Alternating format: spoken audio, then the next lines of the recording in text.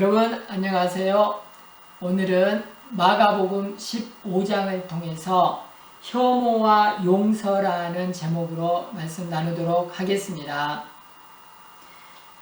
우리는 수많은 혐오 속에서 살아가게 됩니다. 혐오는 사람들이 알아차리지 못하는 순간에도 사람들 마음속에 생각 속에 파고들 때가 너무나도 많습니다. 제가 작은 예를 한번 들어보도록 하겠습니다. 여러분들이 유튜브를 해보신 적이 있을 것입니다. 유튜브에서 어떤 영상을 봤다면, 그리고 그 영상에 자기가 동의를 했다면 아마 비슷한 영상이 그 다음에 또 실행되는 것을 자연스럽게 보게 됩니다. 이것을 알고리즘이라고 부르는데요. 계속해서 비슷한 영상을 시청하게 됐을 때 그것이 혹시 정치적인 문제나 어떤 사람을 싫어하는 그런 주제였다면 계속해서 똑같은 내용을, 비슷한 패턴의 내용을 보게 됩니다. 그러면 나중에 자꾸 그게 쌓이면 우리는 어떤 사람을 혹은 어떤 세력을 굉장히 싫어하는 우리 자신을 발견하게 됩니다. 아주 무서운 현상이 우리에게 벌어지고 있는데 우리는 그것을 자각하지 못하는 상태로 계속해서 유튜브를 시청할 수가 있게 됩니다. 굉장한 혐오가 내 속에 쌓이게 됩니다. 또 한 가지 다른 예를 들어보자면, 어떤 신문을 정기적으로 오랫도록 구독을 했다고 치겠습니다. 그러면 그 신문에서 의도하는 대로 우리는 어떤 세력을 좋아하기도 하고 어떤 세력을 아주 싫어하는, 적대시하는 마음이 생기게 됩니다. 이게 나도 모르게 오랫도록 축적된 혐오가 내 속에 쌓이고 있는 것입니다. 그런데 사람들은 이것을 자각하기가 굉장히 어렵습니다.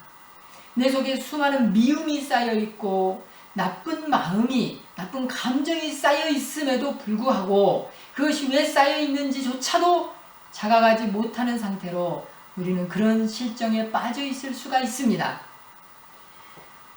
오늘 말씀 속에 그런 사람들이 등장을 합니다.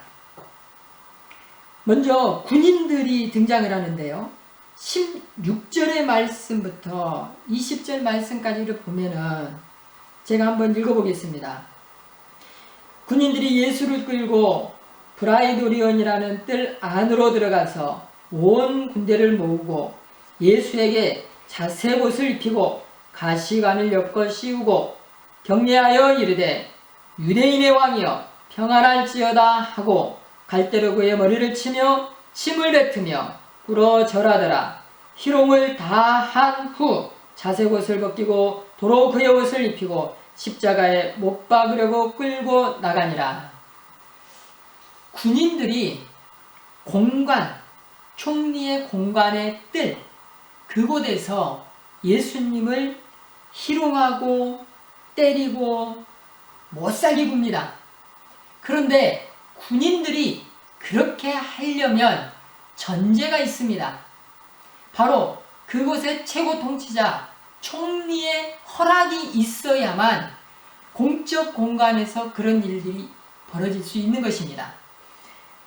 이것을 다른 말로 표현한다면 공권력이 혐오의 수단으로 언제든지 바뀔 수 있는 것을 말하는 것입니다. 예를 들면 흑인을 무자비하게 총으로 쏴서 죽일 수 있는 일, 그것이 바로 공권력이 그 일을 했던 것입니다. 그런데 그 최고의 수장이라는 사람은 그 공권력, 그 무자비한 혐오와 폭력에 대해서 별로 그렇게 나쁘다고 말하지 않는 지금의 현실, 이 모습을 봤을 때 마치 예수님 당시의 로마의 군인들, 그 공권력을 보는 것과 비슷한 것 같다는 생각이 듭니다. 공권력은 언제든지 혐오의 수단으로 또 폭력의 수단으로 쓰일 수 있다는 것을 여실히 보여주는 장면입니다. 또 유대인들이 나옵니다. 29절부터 32절에 유대인들의 그 비난, 조롱이 나오게 됩니다. 제가 읽어보겠습니다. 지나가는 자들은 자기 머리를 흔들며 예수를 모욕하여 이르되 아하 성전을 헐고 사흘에 짓는 자여 내가 너를 구원하여 십자가에서 내려오라 하고 그와 같이 대제사장들도 서기관들과 함께 희롱하며 서로 말하되 그가 남은 구원하였으되 자기는 구원할 수 없도다. 이스라엘의 왕 그리스도가 지금 십자가에서 내려와 우리가 보고 믿게 할지어다 하며 함께 십자가에 못 박힌 자들도 예수를 욕하더라. 이렇게 되어 있습니다. 이 모습에서 우리는 조작된 여론을 볼 수가 있습니다. 여론은 언제나 조작이 가능하고 그것으로 인하여서 수많은 사람들이 아픔을 겪고 고통을 겪어야 했습니다. 예수님도 지금 공권력과 조작된 여론에 의해서 무참히 살해되고 있는 모습을 우리가 지금 그 장을 보고 있는 것입니다. 역사 속에서 언제나 여론은 조작이 가능했습니다. 그리고 앞으로도 이 여론 조작은 계속 진행될 것입니다. 이것으로 인해서 자기의 반대편에 있는 사람을 쉽게 제거할 수 있는 수단이 되기 때문에 인간은 언제나 여론을 조작하고 싶어 합니다. 굉장히 무서운 일입니다. 그런데 문제는 나쁜 세력이 여론을 조작해서 정적을 없애려는 그 모습이 무섭지만 더 큰 문제는 거기에 편승된 사람들입니다. 우리 일반 대중들, 우리 시민들을 말하는 것인데요. 대제사장과 서기관들이 예수님을 죽이기 위해서, 정적을 없애기 위해서 여론을 조작했는데 거기에 많은 군중들이 왜 휩쓸린지도 모르고 휩쓸려서 그들의 주장에 동의하고 같이 가서 함성을 지르고 그 모습을 볼 수가 있습니다. 우리 시민들이, 우리 기독교인들이 특별히 깨어 있어야 되는 부분이 이 모습입니다. 어떤 세력들이 특정한 목적을 위해서 여론을 조작하는 일이 정말로 많이 일어나고 있습니다. 그런데 우리가 기도하는 사람들이 깨어있지 못한다면 그 모습에 휩쓸려서 내가 악한 사탄에 쓰임받는지도 모르면서 그 현장에 나가서 악한 여론에 휩쓸릴 수가 있습니다. 굉장히 위험한 일입니다. 우리가 그 일 때문에, 그렇게 동의한 그 일 때문에, 광장에서 소리 지른 그 일 때문에 억울한 한 사람이 죽을 수 있다는 것을 우리는 깨달아야 됩니다. 그렇게 해서 예수님께서 돌아가셨는데 우리가 그것을 성경에서 깨우치지 못하고 수많은 여론 조작 현장에 가서 동의하고 있다면 정말 무서운 일이 벌어질 수 있는 것입니다. 이번에는 가해자의 발언을 들어보도록 하겠습니다. 13절에 나와 있는데요. 그들이 다시 소리 지르되 그를 십자가에 못 박게 하소서.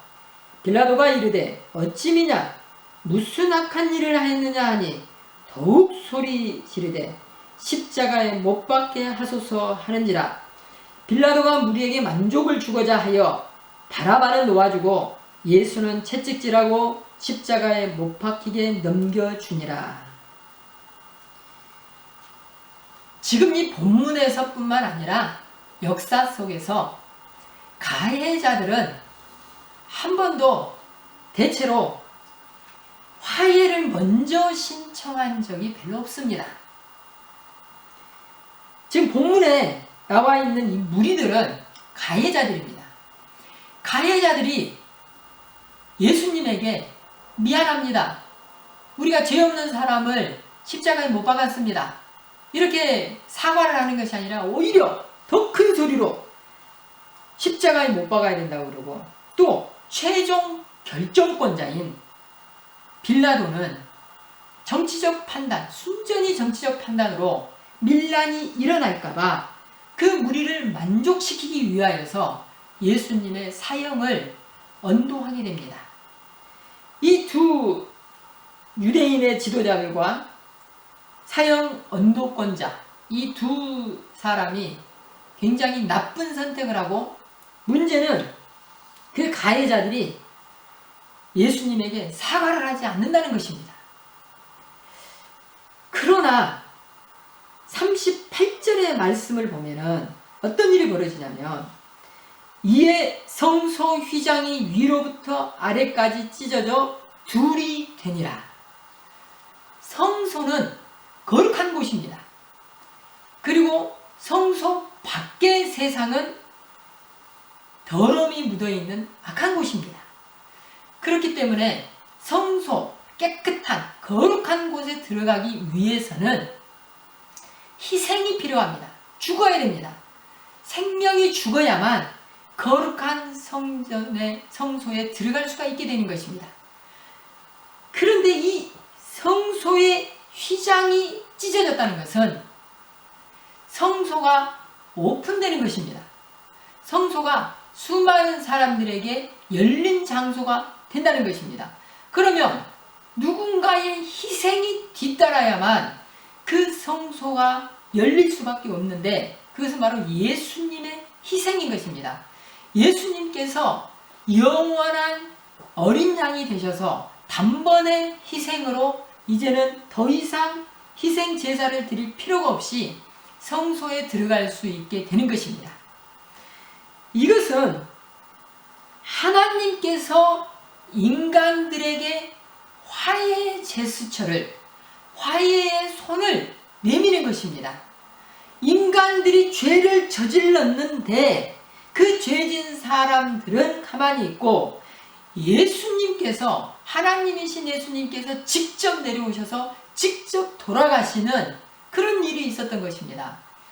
바로 가해자인 이 인간들은, 죄를 지은 인간들은 가만히 있는데, 오히려 하나님께서 더 낮은 자리에 내려오셔서 제물이 되시고 직접 성소를 열으시고 사람들을 만나기를 원하셨던 것입니다. 참 희한하죠. 인간들이 와서 하나님 죄송합니다, 우리를 용서해 주십시오라고 해야 되는데, 죄진 인간들은 가만히 있고 하나님이 내려오시는 것입니다. 스스로 제물이 되시는 것입니다. 그리고 성소를 열어주십니다. 누구나 다 나에게로 오라. 이런 부르심입니다. 우리가 역사 속에서도 그런 일들을 많이 봅니다. 가해자들은 화해하지 않고 용서를 손을 내밀지 않고 피해자들이 용서의 손을 내미는 것을 많이 볼 수 있습니다. 예를 들면 제주 4.3 같은 경우가 있는데요.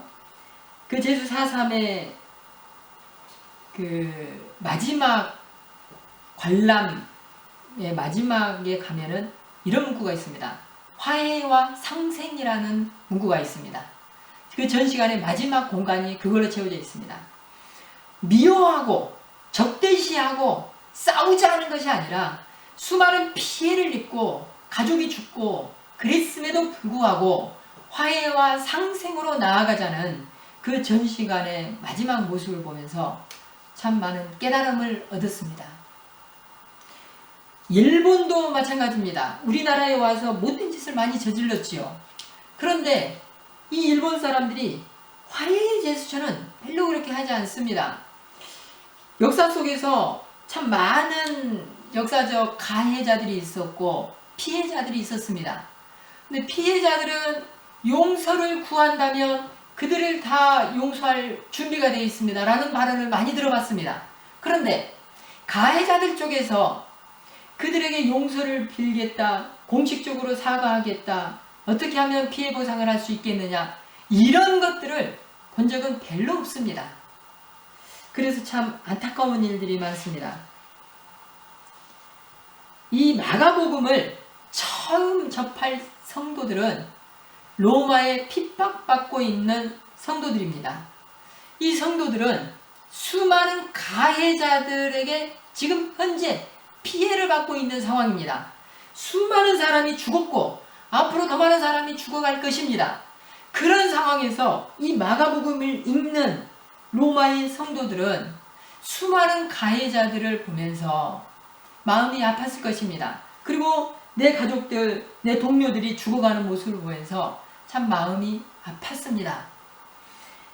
그럴 때 이 성도들이 예수님의 십자가의 이 사건을 성경으로 읽으면서 어떤 생각이 들었을까? 제가 한번 생각을 해봤습니다. 예수님이 죄 없이 죽으셨구나. 또 우리도 로마에 큰 잘못을 하지 않았는데 로마의 군인들이 우리를 죽이러 오는구나. 이런 생각을 했을 것입니다. 예수님이 지금 로마의 이 군병들과 유대 지도자들을 적대시하지 않으시고 또 가해자들을 미워하지 않으시는 것을 보면서 우리도 로마에 있는 이 군인들을 너무 미워하지는 말아야 되겠구나. 이런 생각을 하지 않았을까 싶습니다. 또 로마에 있는 성도들이 이 마가복음을 읽으면서 예수님께서는 저 가해자들을 용서하시기 위하여 직접 제물이 되시는구나. 직접 십자가에서 죽으시는구나. 로마에 있는 성도들이 그러면 우리도 우리를 가해하는 저들을 용서해야 되지 않겠는가? 이런 생각을 했을 것 같습니다. 우리가 현재 지금 살아가고 있는 우리 성도들이 예수님의 제자들인데 로마에 있는 성도들도 예수님의 제자들인데 그들이 성경을 읽으면서 예수님의 행적을 보면서 저렇게 살아야 되겠구나라 했다면 우리도 그렇게 살아야 되지 않겠는가? 이런 생각이 듭니다. 제가 시를 하나 읽어보겠습니다. 용서라는 시입니다. 프레드 러스킨.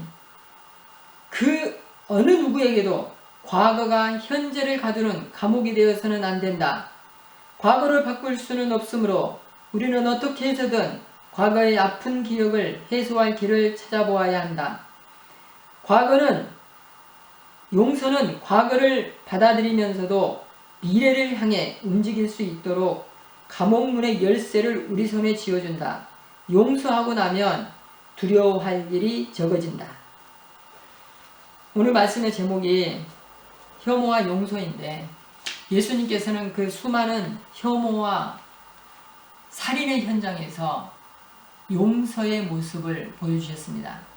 현대를 살아가는 우리 그리스도인들도 수많은 혐오 속에서 용서의 마음을 가지고 살아갔으면 좋겠습니다. 감사합니다.